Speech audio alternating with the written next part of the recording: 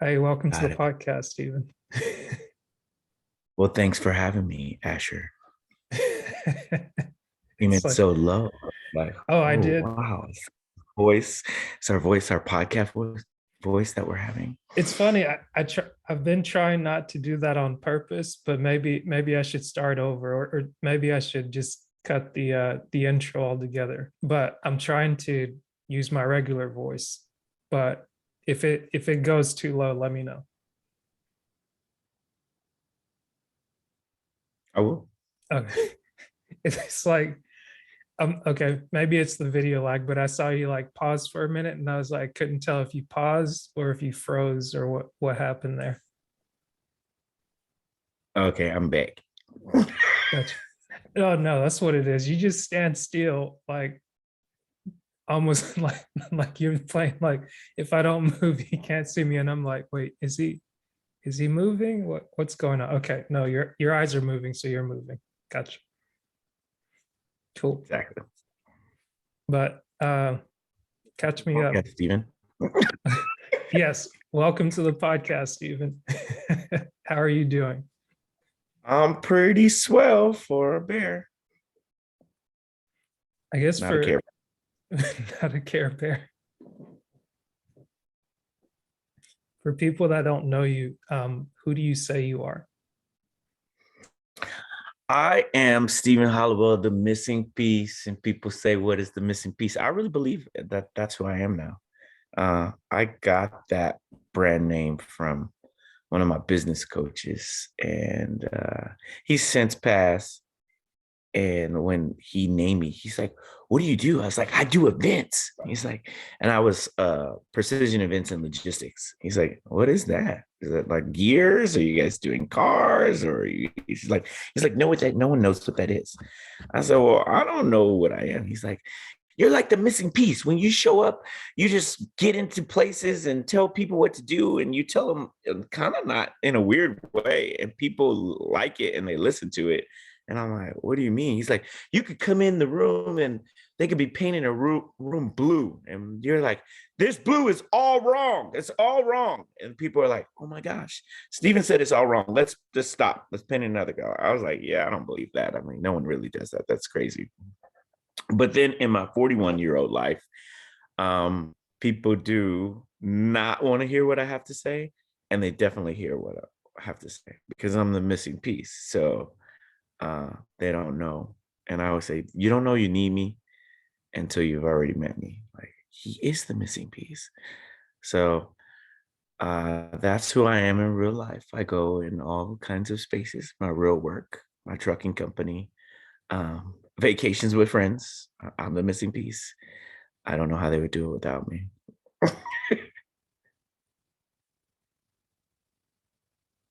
I don't know I'm where your I'm audio still is, here. Asher. I'm You, still here. yeah. I I just mute out from time to time because I know um, any little sound that I make, it just jumps back and forth. Like I try to mess with the camera angle a little bit. You had a good natural laugh there, and I was like, "Oh my gosh, the people can hear you laughing. It's crazy." Okay, maybe that one fit in. But um, Yeah, so just add laughs throughout, even if I'm not funny. okay, don't scratch. Um, like you're saying, I definitely agree with you being the missing piece. It's like um, just like the trip we took recently. It was nice to have that other personality there whenever everyone's kind of like, I don't care. It's like, well, this is what I'm gonna do, and if you want to go, go. If you don't, just I'm here to enjoy. It's nice to have that voice and have that presence uh, displayed or brought to life. So it's really interesting. I was talking to a friend that I knew that you guys didn't know till the trip. And I've been that way since I was in like forever, but certainly since I've known that friend, since the 20s. So I was always in my 20s. But what I'm realizing, more people are less like I am now than there was before. Mm. because we have this society that is like, go along to get along, whatever you want to do, I'll do. And then I try to play that for about 5 minutes. It's so uncomfortable. And I'm just like, this is horrible. And then people just sit around and they don't do. And then magically, if I say I'm going to do it, then all of a sudden people are like dressed, they're ready to go. It's crazy. But I battle with trying to be like people to get along or not be the bad guy. But it don't work for me. It don't work. Yeah, I it's don't even like myself in those moments. yeah, it's funny because when I think about it, it's like the more you, at least in my experience, the more you try to like go along to get along, it's you almost become the exact opposite of what you're trying to be. Like the better, if you just do what you want, whoever's going to go with you or come along is going to do that and enjoy it, and whoever isn't, and they can't necessarily put it on you to say, oh, like I was waiting on you to XXXX, and it's like, no, no, not a, you can't have you can't um make up expectations for other people if you clearly state what it is that you're going to do. So then people can't hold you to like a makeshift or like arbitrary, what's the word, consequences for things where it's like this is clearly what you said you were going to do or what you weren't going to do. Yeah, it's it's it's mind blowing. I'm always surprised that people want to do something, but they cannot seem to.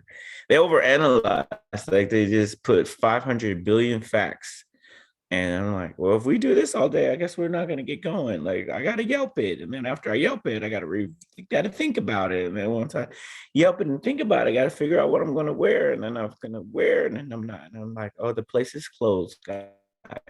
It's closed because you were doing silliness. You literally closed.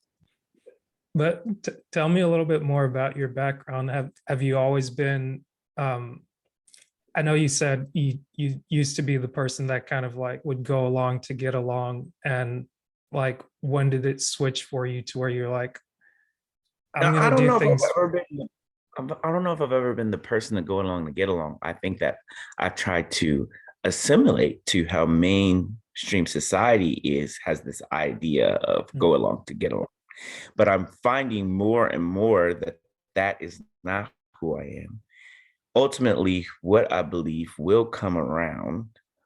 It just may not be seen, Mm. i.e., saying some pretty crazy things during COVID and what it was and what it was not. And people are like, oh my gosh, no, it's not going to become that. And then definitely did become what I said it was going to become. I said we were going to be fine. I said a lot of things, and I just need to be stronger in what I believe because it's usually the opposite of what mainstream believes. And all of the greats, and I don't know if I'll be a great, but all of the greats are they're not thinking mainstream. If I'm thinking like a sheep, it's probably not gonna happen. The sheeps are never right. It's Yeah, not like, oh my gosh, there's 400 sheep and they all believe the same thing. And the one wolf, he was so crazy and he was wrong. The sheep are always wrong. yeah. It's it's funny hearing that the terminology and not trying to like um group it in a sense or like tune out, because I think that's what's happened over like the last 2 to 6 years maybe, where it's um the things that are legitimate and true gets drowned out with just like name calling or like things that are like popular, so to speak. It's like you start to miss the nuance and like not even conversation, but just how you should act like yourself. And that's sort of how we met, just getting around people that are like-minded, but people that really want to just live life on their terms and not just go along to get along. Just be like, hey guys, I'm just here, happy to please. Hope everybody's just is just good with this. Like, okay, like, is this work for you today? It's like, no, like just be who you are, and you make your way in the world the best you can. You try not to worry about like, okay, did I do enough to like for them to like it, or like, no, it's just you live your life, and those that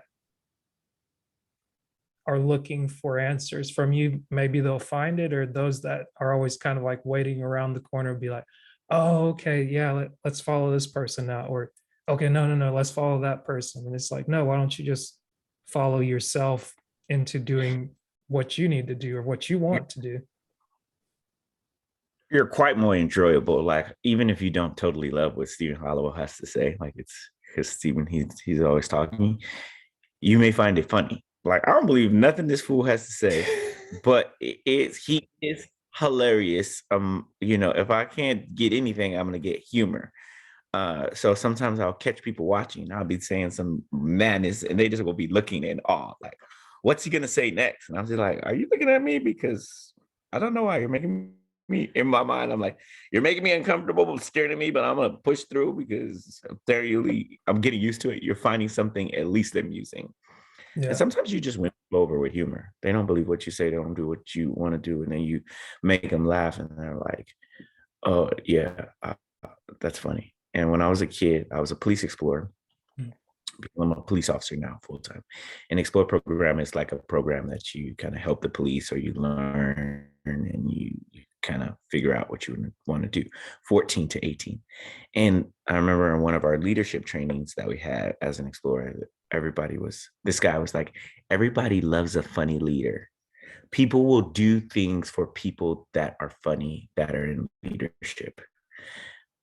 So I try to be a mixture of both. I don't know how good I am, but I'm very stern in my leadership style, but I crack jokes and I'm very cynical in the same time, which can be completely hilarious. So I try to take that little thing I learned at, I think about 15 or 16, and run with it, like sprint, not jog. But I was like, I'm gonna be a funny leader. So I'm, I'm hoping it continues to translate. yeah. So I mean, for you, um, taking the funny route, was it something you ever felt like you were forcing, or was it fair Oh, enough natural? I'm not homie the clown funny, like, ho ho ho, look, laugh at me. I just make things funny. Like I could just see a person. I'll be like, look at this lady. You see what she's doing? She's carrying those boxes on her head. She's trying to figure out where she's gonna go. She's got her map out. She's never gonna make it. Look, the boat's gonna leave her because she's being a buffoon. And then people are like, that's not nice. And I'm like, it's not nice, but is it true? And is it funny? Like, look at her. She clearly looks funny. Like, don't lie. You can't just lie and be like, oh, I feel so bad. Like, people are not as empathetic or sympathetic or kind as they Mhm. try to make themselves. They're actually complete a-holes Yeah. trying to be super kind. And I'm like, and they're like, you, because I always get, you're so mean. And I'm like, if I'm so mean, why do I make so many friends along the way? Like Black, white, Hispanic, Belizean. I just make friends, and I'm not the nicest. So I'll be like, hey, you don't stop this car right here. And they're like, oh yeah, this is where we get the lunches. I'm like, oh, well, since we're getting the lunches, I guess we should stop here. But I just thought we were stopping in the middle of nowhere. And I bring up these stories because you're present. So I think it's Yeah. funny. Yeah. Like that guy stopped the car to get this guy stops the car, everybody, to get some lunches because we're about to go on a zip lining and ATV tour. And we have no idea he's going to stop there. So where most people would like maybe don't want to be rude or freak out because we're in a different country and he just stops at some random place. I'm like, hey, bro, you just gonna stop right here like that? He's like, oh no, we're gonna get the lunches. I'm like, oh, okay, since we get the lunches, that's cool. But I thought someone was about to go down. I don't care, but I was just let you know Tour. that I know. You got Yeah. tourists lost abroad. It's like, oh, we had some Americans just kind of disappear on our watch. So Yeah, well, and I'm not gonna be afraid of that either. People are like, aren't you afraid they're gonna steal you? What they gonna get?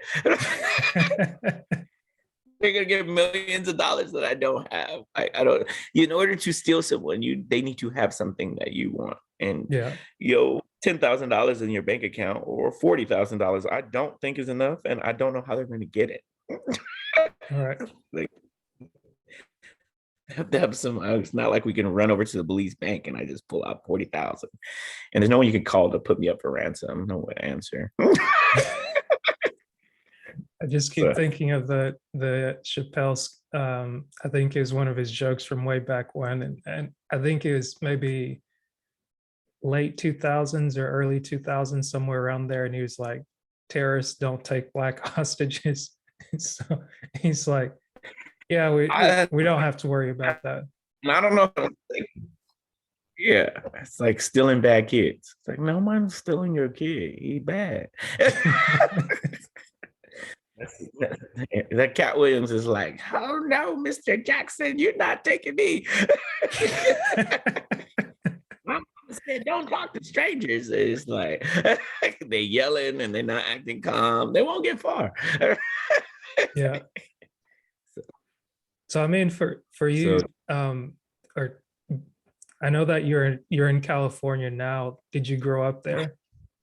I grew up in this godforsaken state. My God, if you ever want to see a, a state of the union, a state that is in the union of the United States of America, make the most horrible, pitiful decisions, come to California. You will see your money just go straight into the trash can. I should just start throwing dollar bills in the trash can every day. I would feel better because at least I would be throwing them in the trash.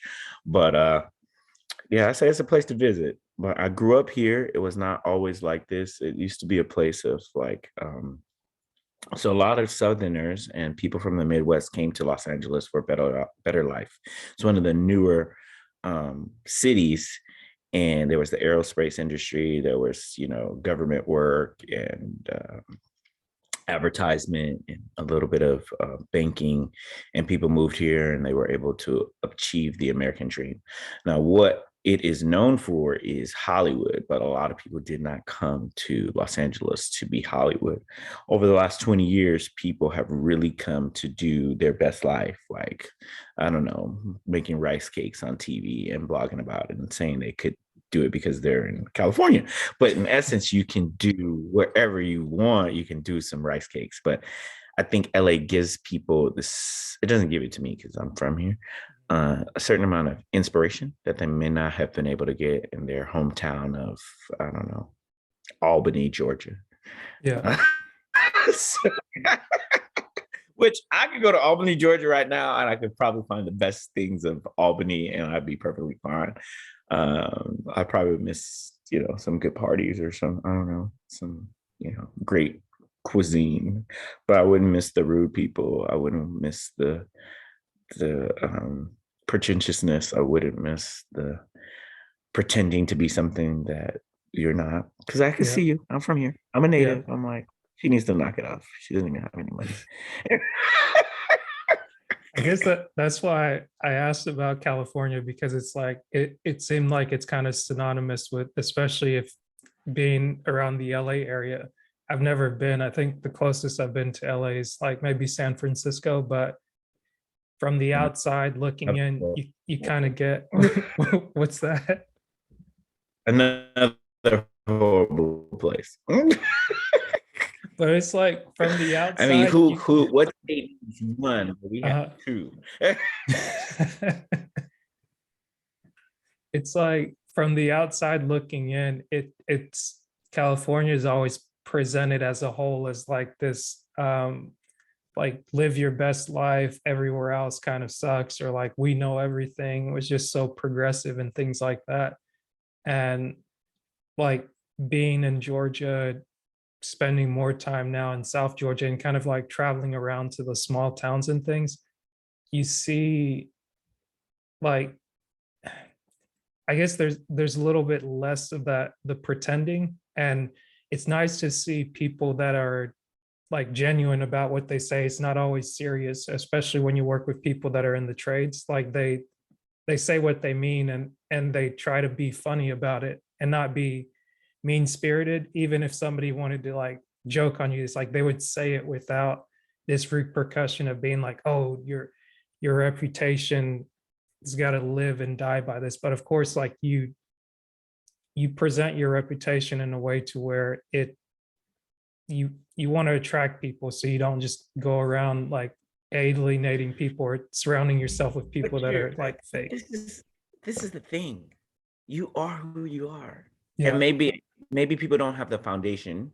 I will give whoever in California credit for the foundation of having enough confidence and seen enough where not a lot amuses you in a fashion. Like a Mm, palm tree doesn't amuse me. A movie set doesn't amuse me. Seeing a movie star, seeing a Fortune 500 um, person walking down the street who owns multiple real estate places. I admire, I respect, but I'm not amused. So when mm, I go to the small cities in America and across America, I could totally be myself. I could totally have a conversation with whoever's there, mm, whatever level that they're at, and I can have a good time because I feel like I'm who I'm supposed to be. mm, And I think that's the dichotomy that gets a little stricken. Is like or set back or held back or suppressed. It's like I'm from this small town in America. I can never, or I have, in order to compete with those folks who live in these big towns, I have to act like this. mm. Or if you really came to LA and you got your LA ways and you, for lack of a better term, were country as hell, people would love you. They were like, that fool, he just be talking and he don't. We love it. What we don't love is when people change. Yeah. And when it's not changed, like, oh, you changed, you're making more money, you're doing this, or they change their persona. I just Right. blocked somebody on Facebook. They told me they were going to move here, and they moved here, and now they're so busy and they're so this. And I'm like, bro, I've been living my life here most of my life. No one's ever that busy. Yeah. First of all, this is not a place, it's not New York, it's not DC, it's not even Atlanta. Like people just really aren't that busy. They're pretending to be busy. They're like, Yeah. oh, I have to go here, I have to go there. All right, do you have a car? Because if you have a car, you can make it there. And some, stop. Yeah, I don't know. Yeah. It fires me and my sister up. We just watch them go. Just get your uh uh was it The Color Purple or something where Mister is like trying to cook and she just sits back and she's just like, look at him go. He's gonna and does horrible and all the food gets thrown out. Yeah.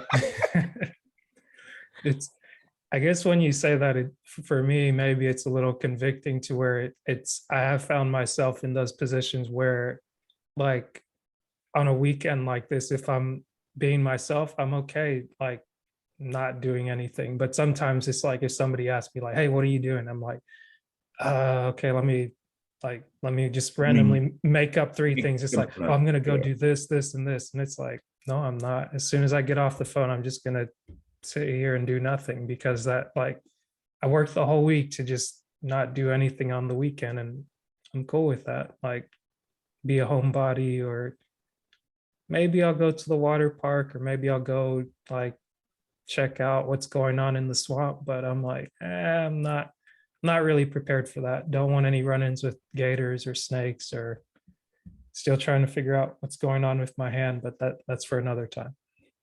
Yeah. I'm about to take a trip, and the trip was like I rented a space, and I was like, "Is there any parking?" And they were like, "Well, uh, there's no parking, but leave back the hustle and the bustle of driving because it is not for the faint heart or something." I'm like, "Don't try to sell me on taking an Uber or a taxi. I've been to this place in Mexico before. I like to drive. I love the cobblestone roads. I love the freedom. I love to stop at Walmart and get my little snacks. And so now I got to wait for a guy, and then I got to tell him I'll be right back. And then my bags are in the car, and I got to worry that he's going to take off. This is too much. Let's give me a rent a car. Like, this is freedom to me. That is freedom, but that is who I am. So I Yeah. don't try to pretend. I don't want a chauffeur in LA. Like he don't know where to go. I know where to go. I don't want to be like, hey, you got to turn over here, you go over there, slow down, speed up. I know how to get around. So what I want a chauffeur for? And people are like, you don't want a chauffeur? I'm like, first of all, Uber and a taxi is not a chauffeur. That's not a Yeah. real chauffeur. Chauffeur is someone who's super professional. They know where to go, what to do. They know what, we would have to work up to. It's like, where I like to be dropped off. I know where I like to park the car. I don't valet because that's a whole nother waiting. People are running. They don't have your ticket. It's just, I like smooth, and all of that extra. It's not smooth. I stopped valeting about 10 years ago. Yeah. Well, first of all, I carry guns, so it's kind of hard to valet and then your gun, and then I'm wearing skinny jeans, so I can't take my gun with me. And so then I'm like, okay, well, I can't risk the valet guy taking off with my guns in the car. Yeah. So I just stopped it all together, and I feel at peace. While people are still at valet, I'm in my house waiting. They're like, "Oh my God, valet took so long." I'm like, "Yeah, about that." Yeah, find empty spots. I don't know. I think people get freedom Mhm. sometimes, or they hear these free thoughts and they're like, "I'm gonna do that." Steve is so right, but they don't do it. They're like, "Oh yeah, valet again." It's funny. I think I've maybe valeted once or twice, like somewhere in Atlanta where like they have an event and like it's tight parking, so they have to valet to park your car. And I was like, oh, that was interesting. Like doing it right out of getting out of college. So it was like for me, it was just like an experience of like, huh, never done that before, but that's interesting. Like, Well, I mean, I hear so many bad ballet stories. Like, I left this in there and it got stolen. I'm just like, why do we do these things? It's right. supposed to be luxury, but it seems like it's not. It seems like it's chaos. Yeah.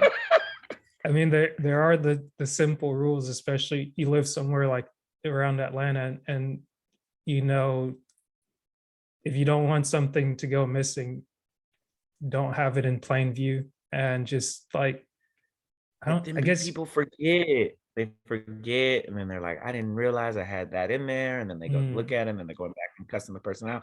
They valet couldn't even admit if they stole it if they wanted to, because then you'd be upset, and then you want, true, the true, police true. to come, and then the police would get there and be like, "You're dumb. You shouldn't even left that in your car." And it's Right. not because police are bad people. It's just police see so much silliness. They're like, "Oh my God, I can't believe I'm here for this." Like, and then people Yeah. are like, "Isn't this what you do?" No, I do not go looking for missing iPods. Or is that what it's called? Not iPods, the little Apple machine back in the day. What's that one? Uh, I I Is it? It mean, might be a, yeah, they had iPods mainly for yeah, music. iPods. So people will leave like their favorite Right. iPod that they listen to in the car, has all their music on there, and then it gets stolen, and they have a conniption because it's been like 10 years of saving. Believe it or not, I've heard this story one or twice in my day. Right. And I'm like, further lets me know I shall never valet park unless Right. I don't care. So But I mean, it's funny. Before we got on, I between today and yesterday, just on downtime, just jumping online and watching movies there, or not movies, but little clips that people put together, compilations, and of course they have the like the Karen saga, or people just calling the police for random things, and it's like, oh, I don't feel safe, or this and that and the other, and I watched a couple of them, and then maybe by the time I got to the third video, I was like, I either feel like I'm losing brain cells at this point, or I feel like the person recording is just as bad as the person being recorded. And I was like, the yeah, whole thing is a show. yeah, It's a show, and we never really get mad at the Karens. We get mad at the people who respond to the Karens. It's like, I can't believe they did that for her. Well, since we're all into public shaming and stuff, let's get on the Karens and stop the drama. But who am I? I just have to go and be super objective and just try to read the facts as I see them. I guess for you being an officer, is it, have you seen a lot of funny stories lately, or what's that been like? What's kind of You're like the talking highlight of your day? you're talking to Stephen Hollowell, they're all funny. They're all funny unless they're like super sad. And I just haven't Mm, seen any super sad things lately because people are just like a 10. They're 10 on everything. I came back and my car was gone, and so it must be stolen. It's like, ma'am, they don't steal or sir, they don't steal brand new 2022 Mercedes E-Class. It's not stolen. Like, so let's think for a second. I mean, it's Mm. not impossible to be stolen, but Right. it's very difficult to steal cars. They're changing their codes and doing all this stuff. You might have just lost your car. So I don't know. I think all of it's funny. So I think that's what happens when you get like 20 years on the job. In order for you have self-preservation, things have to have some comedic value. Mm. Because I'm gone are the days where I'm just like, oh my God, I've worked South Central Los Angeles. I've worked North Carolina. I've worked where I work now. Like this, it's very hard to surprise me. And that's how you actually stay calm, to tell you the truth. You're for the big things that one would take very seriously, like a jumper or someone who's, suicide. You stay calm because this is your baseline. You know, you've seen enough, or you don't freak out. Because sometimes people want you to freak out with them. I'll be like, well, what's the point of calling me if you think I'm supposed to be like on the ground with you? I can't do it. Right. And in those Some moments, that very brief, yeah, you see somebody like freaking out, and you're like, mm, I hope someone comes to help her because she is just too wild. yeah. I mean, I guess sometimes when I think about it with people calling out when they're in that state of panic, it's like you're reaching out for a lifeline and you're hoping someone just comes, gives you the attention that you're seeking in the moment, and just like, hey, like, because it's like the more someone tries to be rational in a situation where the other person is just like irate, irrational, mad, like you don't know what could be upsetting them or just making them like fly off the handle. It almost take it as like, you're not taking this as serious as I am. It's like you should Well, do this and like put them in a timeout, like give them the business. And it's like, well, like as an and adult, you don't everybody, really do that. nobody wants the police to do anything, but they want them to do everything. Mm. So, like, if it happens to them now, they want the person arrested. I want them this, and I want them to pay. But if they see it on TV happening to another person, then they're like, that wasn't that bad. I don't know why the police did all that. I don't even know why she called. I don't judge. It's like, if you call, I don't judge in this aspect. Like, if you call for something silly, I'm just like, oh, but I don't judge if the police should do A, B, or C, or the person should or should not have called, because it's not my experience. And a lot of people want to have like this rubric for your body, Mm. and we call it, I think, uh, not for me, but for thee. So Mm. for you, that can happen. But for thee, when it happens to me, I want all the King's horsemen and all the King's men there. And so um, we just sit, we just watch. But Yeah. I think you were asking me who I was as like a person, like who, like, so the skinny of it is, and I think we're more towards the later half than the beginning half, is born and raised in Los Angeles as a kid, growing up, learned to catch the bus and kind of do into things very independently because I had baby boomer parents. So I stayed at home by myself, latchkey kid, had no complaints about it. Every now and again you want your parents to come to things, but I don't know if I was really doing that many things that my parents needed to come to, like performances, because I'm not artistic.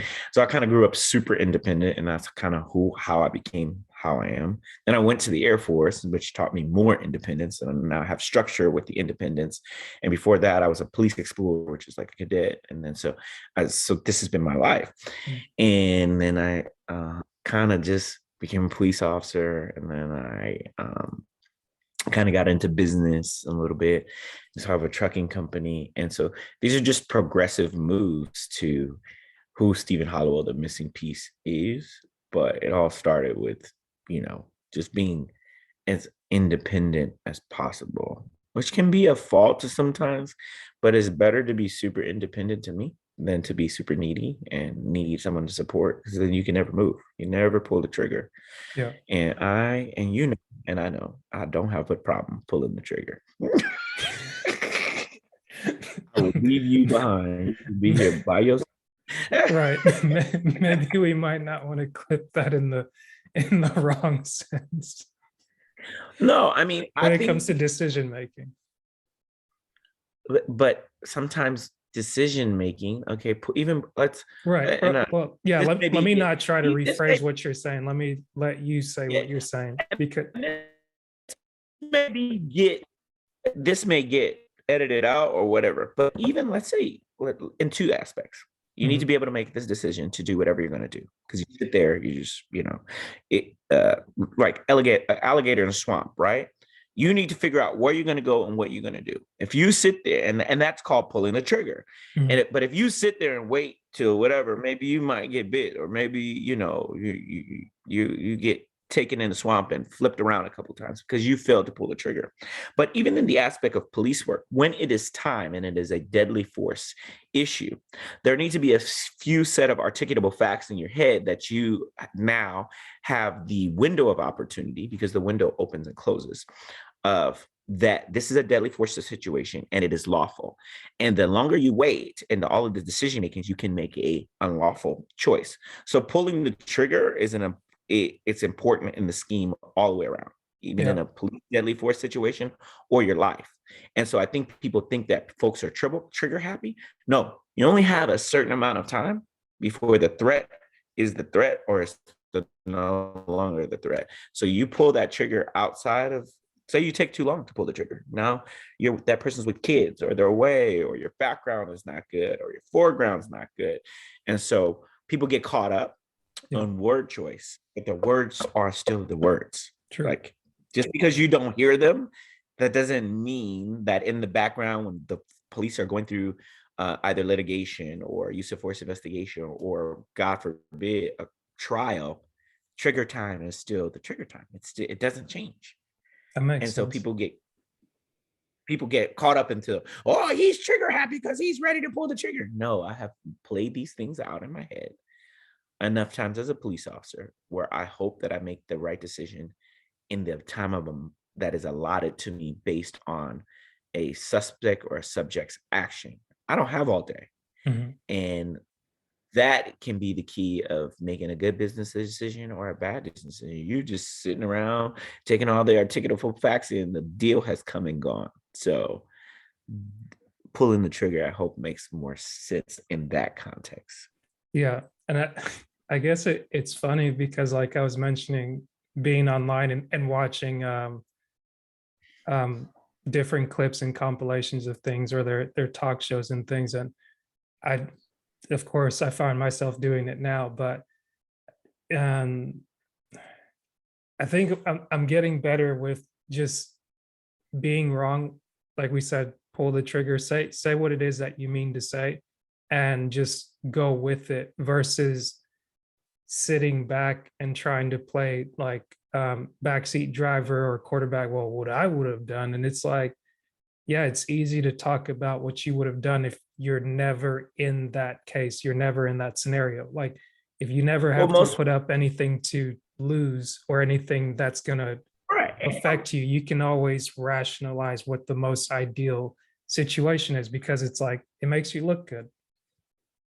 And you get a certain amount of dopamine and a certain amount of like, oh, I would do this. And we call it romanticizing an idea. Right. So you romanticize my life or death situation. And this, you said that you get, and if I were, because we do this sometimes, I work with friends that are in the business of doing this, and we do scenario-based activity with children and teenagers and civilians. Mm. And they say that they're going to do this, and we put them through the scenario-based activity, and Yeah. they fail miserably. And then you put me in that same scenario, and I don't have any idea what you guys come with, and I do fairly well or satisfactory.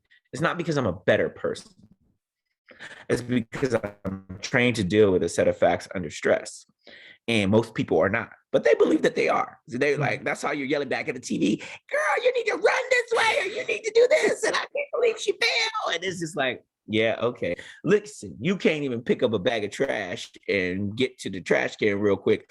throw it in there, put the top down fast. You know, if I gave you 10 seconds, you'd be falling and do it. And that's a fairly simple thing. And it doesn't involve life or death. So I just think folks are funny. Not really. Folks are not, they're not just logical. They're not Yeah, logical. that's true. And I, So I think it's I'm happy to see situations where maybe I get caught up where I'm like, oh, okay, yeah, maybe my stress level is lacking, or I could use some practice and really just take on like something I was kind of journaling and jotting down, trying to figure out like, okay, what should I be doing during this quarter? Like I feel like I slacking, kind of let myself go, spending weekends just eating ice cream, hanging out in bed. Is like, oh, let me finish this little pint of ice cream. Let me go get another one.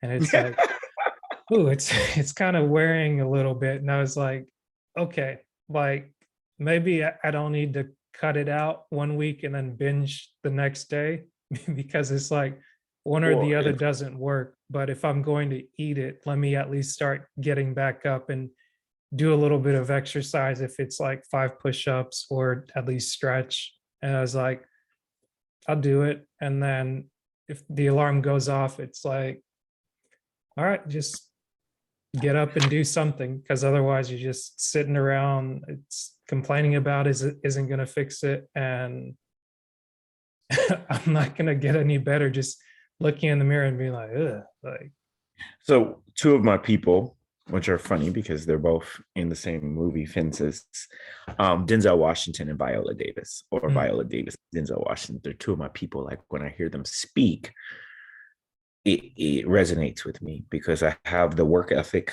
I believe, of both of them, and I have enough clarity at times, like the both of them. mm, So Viola did this book, like she just wrote a book about herself and her childhood and things. So I can't wait to listen to it because I don't really read because I'm on the move. I don't really like to sit around. And she, you're constant, like she's won Oscar, she's won Tony, she's been nominated for Oscar. I think she won one to Oscar, but she's been nominated more than any Black female. mm, Um, and she's won Tonys and she's been on these shows, and she had to, during the pandemic, figure out what she was going to do and who she was going to be.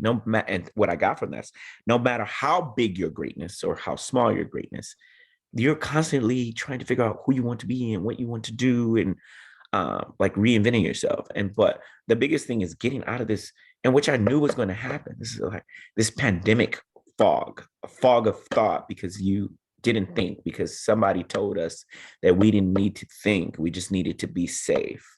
And what is being safe? Like, I didn't really get that, because people are their cops are told, like, when we go out into the streets, be safe. Then I started to hear from all kinds of people, oh, like, be safe. And I'm like, so what are you doing? Are you like fighting off the germs with your hands in the streets? Like, how are you actively being safe? Because as a police officer, I'm actively being safe. I'm like making decisions, like, let's de-escalate, let's get cover, let's not drive into a situation, let's park 3 blocks back, let's, order that person to the ground, 10 feet away from you. It's talking in a tone where you have empathy. Those are the things that you could do to be safe. And so then I felt like it was a comparable. COVID people were being safe. And I'm just like, that's not really like a thing. And so then we got caught up in the fog of it all. And then people are going to have to reinvent themselves, which you would have to do anyway. But I think we lost time. We lost time trying to be safe. And the big people, when you look at the big people, the Elon Musk and even some of the news commentators and all the people that were telling us, they were still making millions. They were still coming to work. So we're listening to somebody who's still going to work every day about staying home and being safe.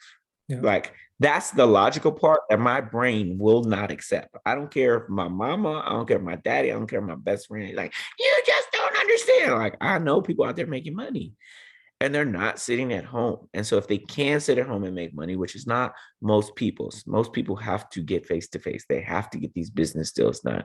They have secret dinners and they're meeting because that's where the deals are done. The yeah, deals are not done through Zoom. We try to pretend like they are. Big money deals ain't done through Zoom. Because nobody's wasting, like, let's do a $5 million deal on, Zoom. I think it's possible, but it's not plausible. So people want to feel it and know that they're making the right decision. Like, they want to do that two-pronged thing. So quite interesting. But I say, don't feel bad that you're not that you were feeling bad, but to the people who are listening, don't feel bad that they sold you a bill of goods and now you gotta get out of the fog of it all. Yeah. Because in 2 years, this will be a distant memory. And they'll make movies and people will be like, I can't believe I did that. And then I get to be like, I never was on that tip. Yeah. Well, I mean, it's funny when you mention it, because I'm thinking, when I think back to where things were at the start of 2020, and then as the year progressed, as things were going, I'm like, I can see how this goes both ways, but for myself, I don't feel bad looking back, because I know for like a good part of the year and even the start of last year, I was like, oh, I really flushed that time down the toilet. And then now I'm just looking at it as like, okay, yeah, the time went. Like, you took the route that said, okay, just be comfortable. Because for me, being safe was just sit at home and just relax, not do anything. It's like you have, like, you're kind of given the okay to just, you don't really have to worry. Just sit over there and just don't don't do anything. You don't have to want for anything. And it's like, yeah, I don't have to. And I guess sometimes it's like you can rationalize something out of your head and just be like, oh, well, I don't really want money. It's like, yeah, you might not want money, but when inflation's spiking up and your account is looking thinner than what you want to purchase, like, you might want that money now. And now Man, you might not just be like, oh, I'm just gonna like kumbaya. It's like, yeah, the hugs and that's not that's not gonna make ends meet right now. So it's like, I will tell you, you see the way that I am. Like, I don't overspend, but I, mhm, I spend whatever. Oh, that's the price. It's the price. Like, I'm not gonna quibble about $20, $50, whatever. I'm not gonna quibble about it. yeah, I make a decent amount of money in whatever I'm involved in. But let me tell you, inflation still hits the same. And so if I'm feeling this way, I can't even imagine those who are sitting by, like, it's not that bad, blah blah blah. Like, can you, like, it's baffling me. I just thank God that I am in the position that I'm in. And but when I get out, because now I have to work harder, I have to do more to keep up with the lifestyle, which my lifestyle is not extravagant. It's not like I'm out buying Louis Vuitton bags and renting things that don't belong to me. And, but I still have a fairly nice house, a fairly nice car. Gas costs more money, power costs more money, the things that I'm probably have to, instead of taking a trip a month, I might have to take a trip every 3 months, which is like, it's crazy. I'm like, I hope I don't go into a depression because I haven't been out of my house in 3 months. And people might say every quarter is great, and I'm like, no, I'm an every month guy. Every month, twice a month sometimes. So inflation is not allowing that. Let me tell you, the plane tickets are not $350. yeah, The plane tickets are $650. So it's like that can cut down on a trip or here. And then the hotel room is not, $1,500. The hotel room is $2,300. It's like, this is not right. So I can't even imagine those folks that set themselves up with the expectation level to be, if you settle here for less than, then when it falls short, it won't be as great as you would like. And another female sergeant, mhm, Sergeant Geddes, told me that when I was a kid. She was an officer. She was a Marine. She's from New Jersey, and she's like, I was like, we're doing good as an explorer, is what I'm saying. And she's like, well, when you set yourself up and you settle for here, which she's doing like this medium to low level, when mhm, you fall, you're at the bottom. Instead of setting yourself and your bar high, so when you fall, you're in the middle. And we would have these debates all the time. and she would literally be ready to like kick me out of the program. But or I don't know what she'd be ready. She'd look really mad, and I'd be really passionate and mad. But I have thanked her multiple times of like, set your standards high. So when it does fall, your middle is quarterly trips, Mm. opposed to. And I'm still trying to wrap my mind around quarterly trips. Like, this is not right. I've been doing all the right things. Yeah. So you heard it here first. Possibly quarterly trips. Stephen Hollowell, piece. See I'm how gonna I say hold you it to low, so low. No. that. Don't hold me to it, because if I find a way to take bi-monthly trips, I'm doing it.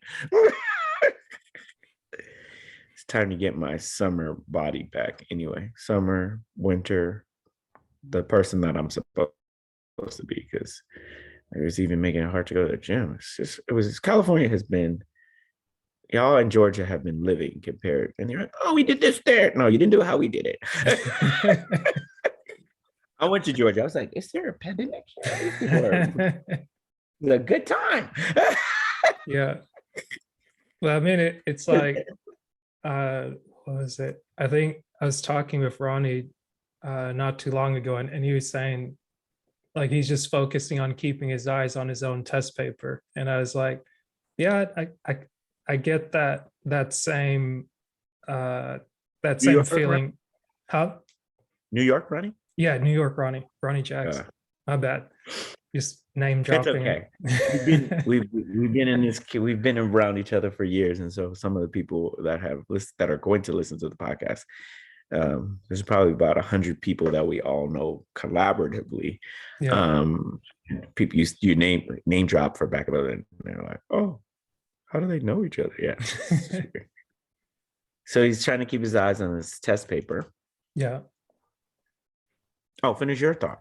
No, yeah, I was saying he said that a while back to me. I think the last time we recorded or talked, and I've been looking more to that sentiment now, and just back to where you started talking about just being yourself and not feeling the need to try to fit in. It's just like focusing on being Asher and just doing what I like to do, what I feel like doing, but also like the more I do that, the easier it is to do the work without needing to overthink it or rationalize in my head. It's like, well, do I do this for this reason or do I do that for that reason? It's like, no, like you have a place where you live. Like obviously you want to stay living there or just maintain your living situation or improve on it.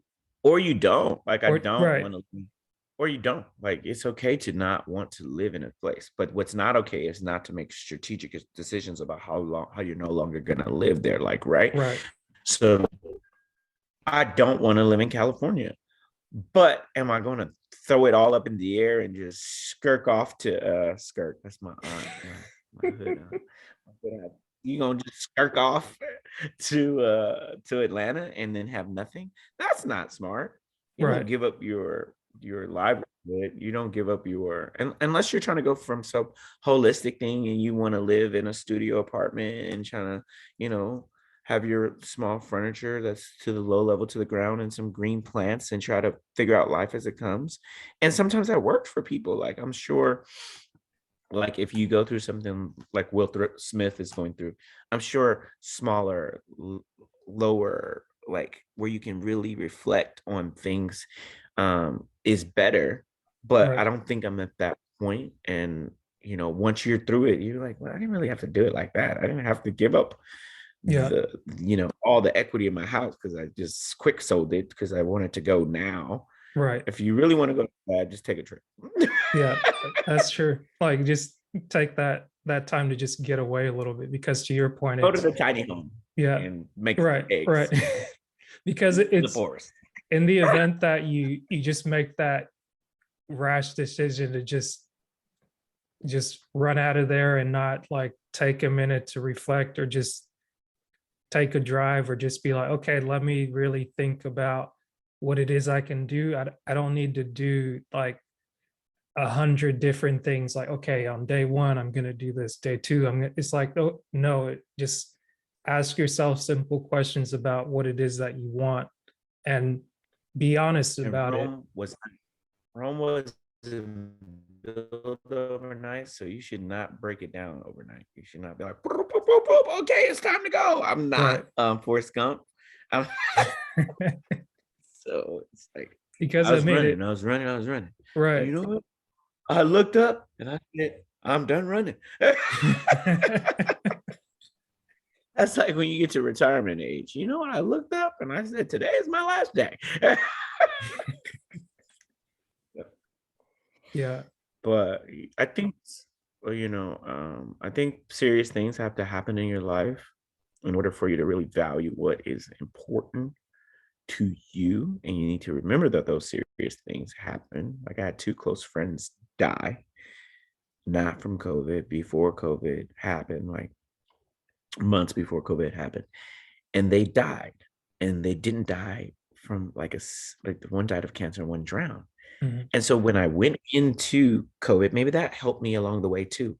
I knew that life is still short and it's still precious. So if I rack up in this house, build a fortress, buy the best YouTube and live stream and the best couch and all that, it soon too will pass. And then I'm gonna have all this stuff. I gotta pay for all these things. It's just like, and my whole family, they all lived here at the time. Um, and I live with myself now. But we were on that tip. We had the kids, they were doing ABCs, they were learning, but like we just turned it into like we're cooking, or like going to the store, people are looking at it, why don't you have a face? We were still living. Like we Yeah. refused to to trust the government enough to make the decisions with it. Because if you really look at it, and I work for government entities, when has government ever made the right decisions in history when it comes to national emergencies? There's no history to support that. Yeah. Syphilis, um, you know, the Japanese internment camps, you know, civil rights. They've never made the right. So why are we trusting them now? Right. That, I guess for me, that was kind of it was I don't know if you it's I'll say it was an ironic thing because for the first time I worked for a government quote unquote entity, which was FEMA. And it's like you hear about like the big letter names, like I guess FEMA is a 4-letter entity, uh like more of the defense and things like that. Those are like 3-letter things. But when you work anywhere or you get around any kind of organization, you kind of realize it's like these are just people. Like they can be brilliant and they can be just as naive and just not know. And people You're kind of so go, dumb. They could be just as dumb right, as anyone. And but for me, I was just like, so you, the non, but like, there's people who I know that are like criminals that don't care what the police or I thought what government said, and they were the number ones. I'm like, I thought you were the bad guy. Like I at least thought the quote unquote bad guy would be with you.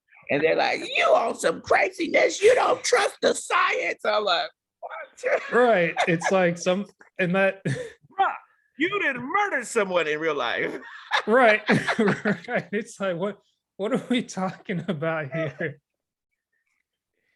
Yeah. So Is so many things I could point to where I was just like, I know I went to school for some time and like you did like just basic math, statistics, like have a rough understanding of how you're supposed to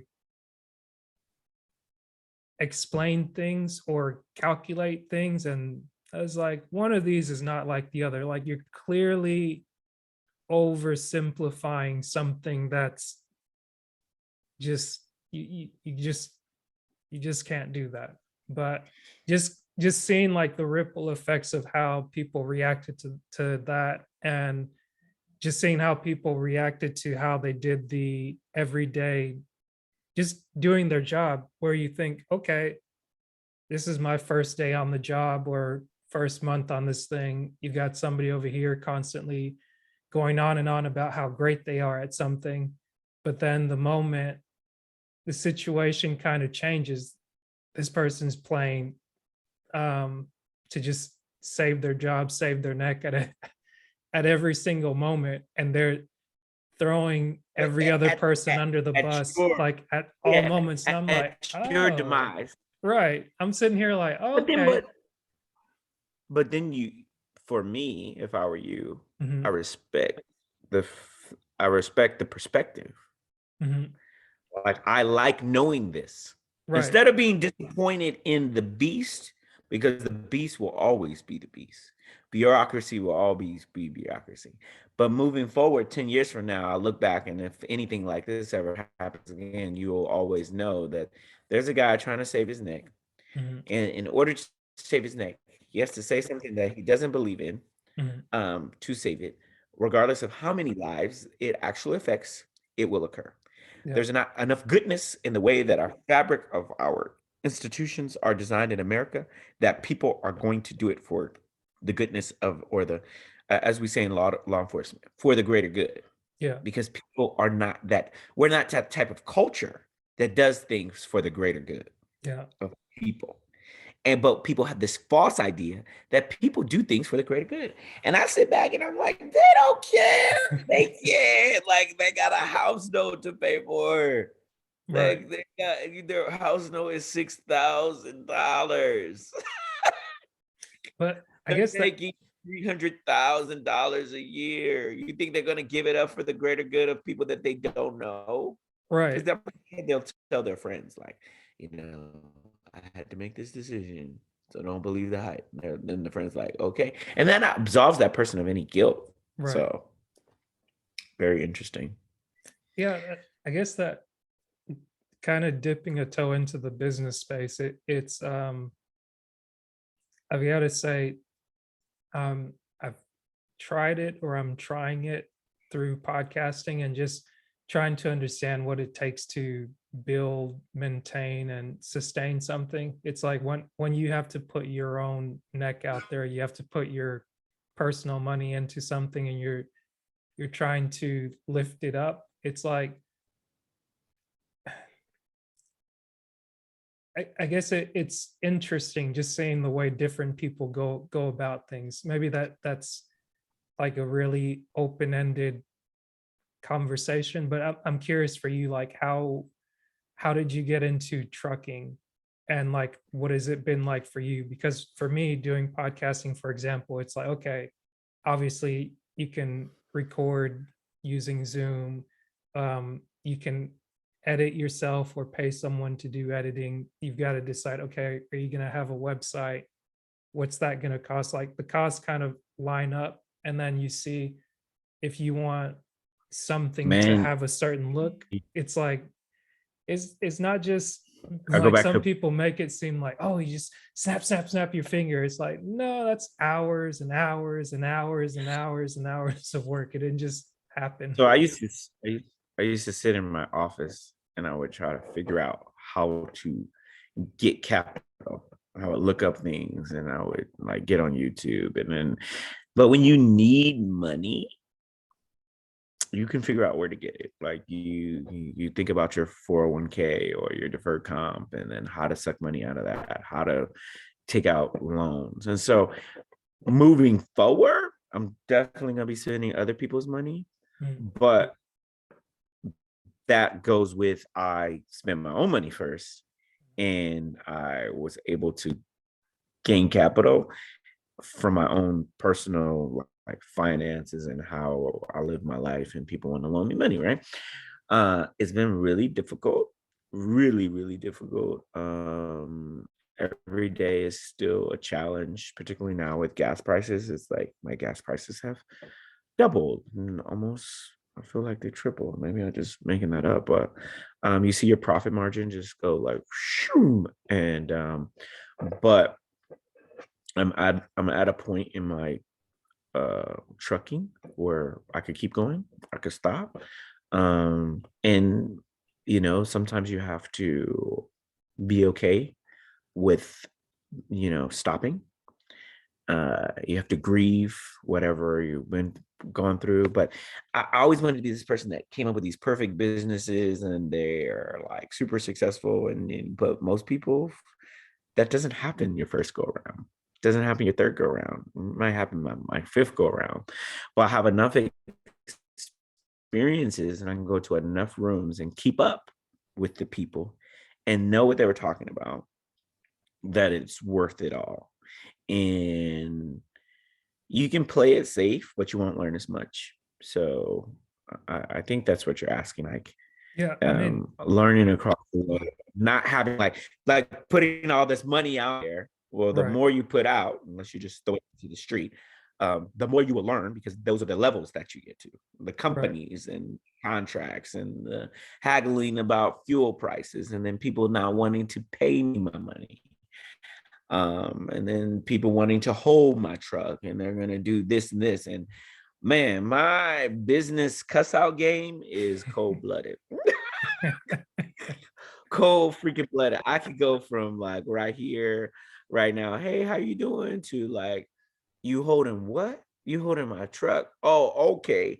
Well, best believe if you don't have a payment process by the time this delivery happens, you're not getting a POD. You're not getting a proof of delivery. That freaks them out because then they're like, well, my customer is going to need a proof of delivery to pay me. And so, and I don't know how long I'm going to hold that proof of delivery. I might hold it for 2 weeks. I don't know what I'm going to do unless you figure out a way for me to get paid. And I need to really know that it is truth that I will get paid within the next 48 hours. Mm. And they're like, oh, I don't have that kind of control. Well, you need to talk to those that do and call me back. And then I hang up in their face. The trucking game is cold blooded. Like it's Yeah. just like it is raw.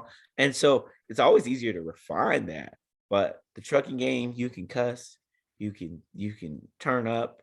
And so, but you have to know when you have the power and when you don't have the power. Like when I don't have the power is when my truck is late, Yeah. or I've had, knock on wood, a breakdown, and then I'm holding a trailer and the trailer's full of stuff, and then I'm waiting for a part to fix the truck, and then so I have nothing, and I'm just trying to be nice as pie, and then figuring out when to call. Hopefully it's on a Thursday, and then I can hold it off to a Monday, and then get the weekend day, and then I got to still communicate with the driver and keep them with their energy up. This is what you're going to do. I'll put you up in a hotel. So you learn to be so many things, because I cannot be Stephen Hollowell, the guy that I want to be, which is a 10, Mm-hmm. when I don't have the card. And that's how business is. You don't have the cards all the time. So you have to be kind and, and do what you have to do. And some relationships just get spoiled like they do. They just were no reason, no control over yourself. Like I had a driver that said they were going to do a load and they didn't want to do the load. And then it's like, oh, I can't, to pressure him so much. And then the broker was like, oh, I can't believe this. I understand. I'm gonna put a note in your file. Okay. I mean, it's not the first truck that's never. It's not the first truck that hasn't picked up some material. So I've learned to not take things personally in at that aspect. But the trucking game is cold blooded. It's Yeah. cold. It's not for the faint heart. You could be on a vacation having fun, and then people are like, "I want to quit." It's like, I think I was with you. The Yeah. driver told me they want to quit. So okay, well, you gonna keep driving? You gonna put the equipment back? Yeah. Okay. Well then, I'm at peace with it. Yeah. Driver didn't even quit.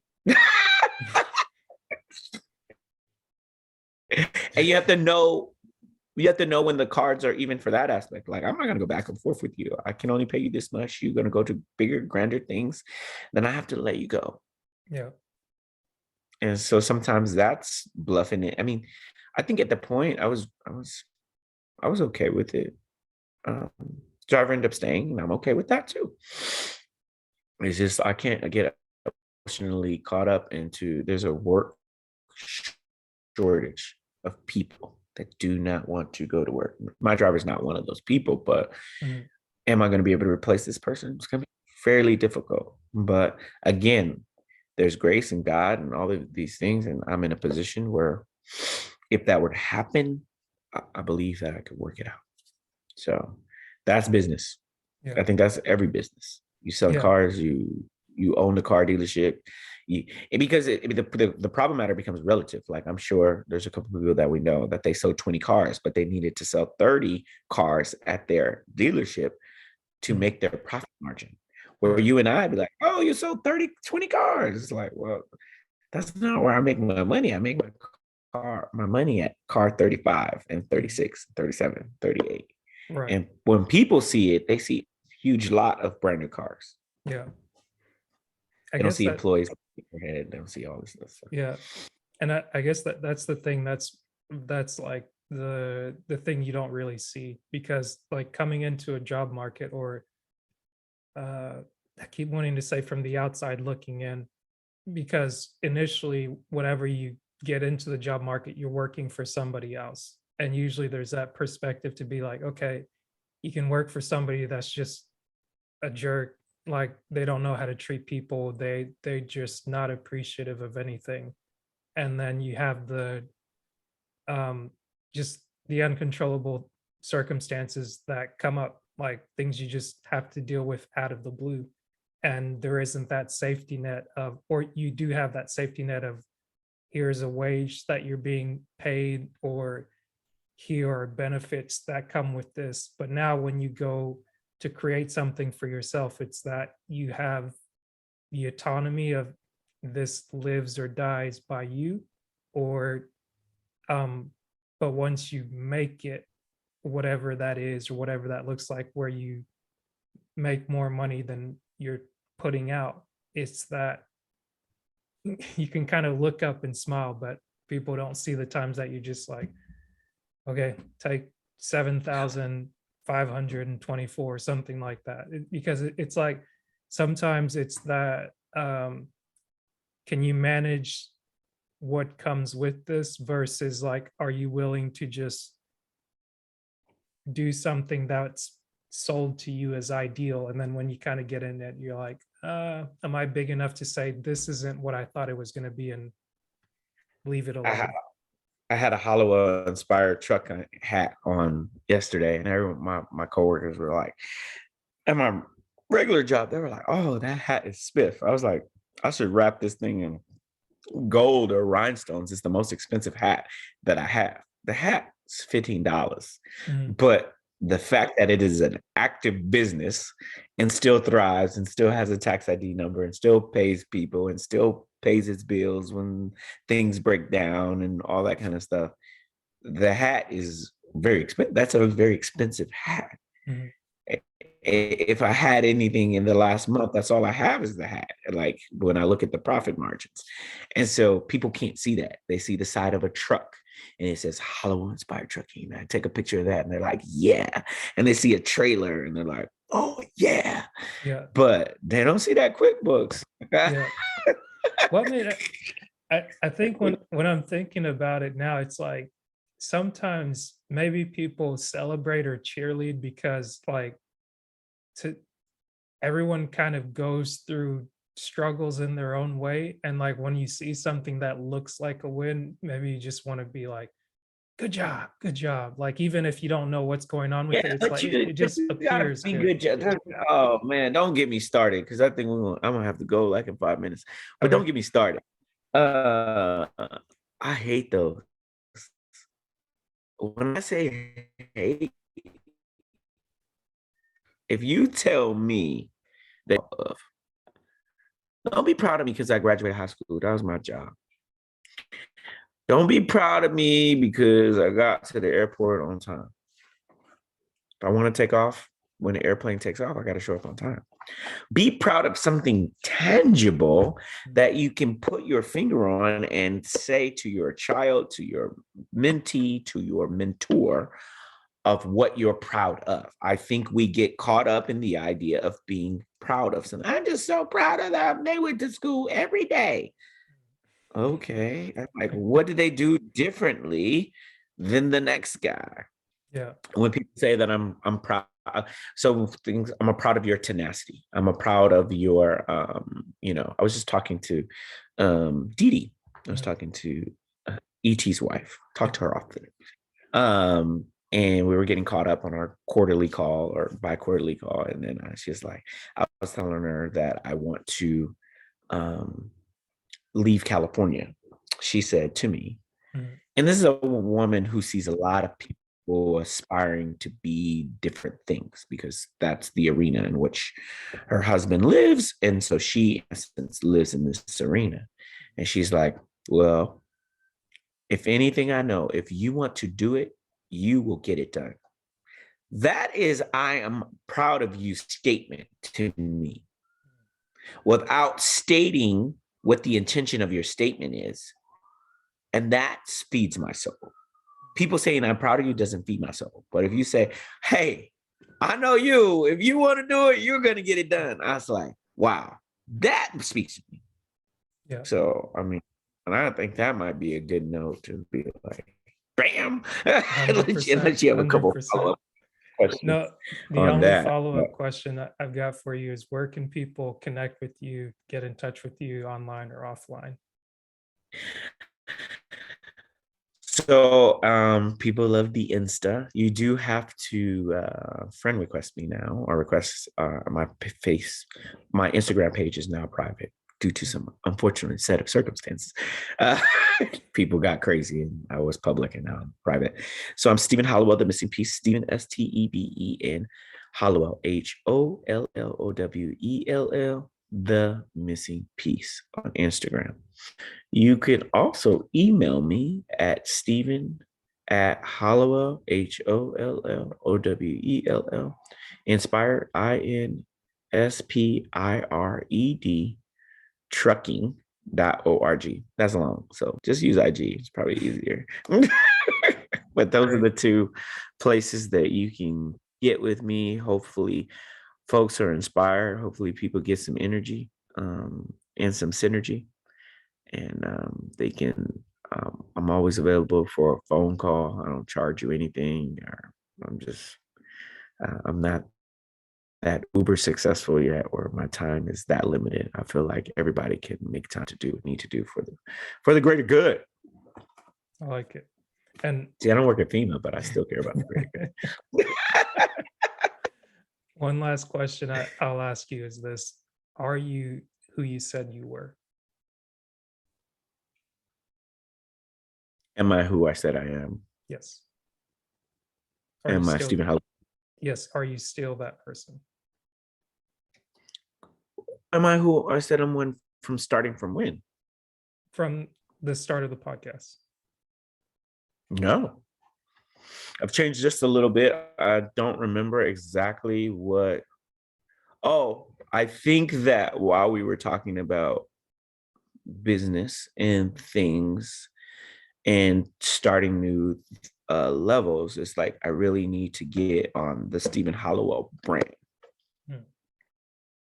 So outside of trucking, which is a Hollowell brand, but it's not a Stephen Hollowell brand. So we were doing these shorts, even on the Belize trip, of like who Stephen Hollowell is, what he says, what I need to get on that because I think people want to see that, and so it's fun, and so I need to get with a person that we know who does video, and I need to figure out how to video myself. And I need to train myself on how to video so that I can put out maybe TikToks or small clips. So, no, and just that quick, folks, I'm a little bit different than when I started. So I think that's exactly what you were looking for, but Yes, I sir. didn't know. Yeah. So we're never the same. We're constantly changing. Awesome. Well said. But I'm still me. But thank you for the time, Stephen, and we'll do it again. Thanks for having me. I'm gracious and I'm thankful.